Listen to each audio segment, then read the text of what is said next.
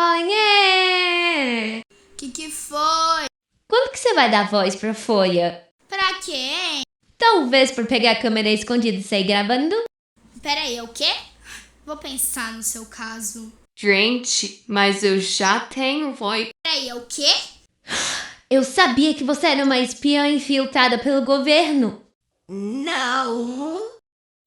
Tá, agora ela tem voz e você pode gravar o vídeo.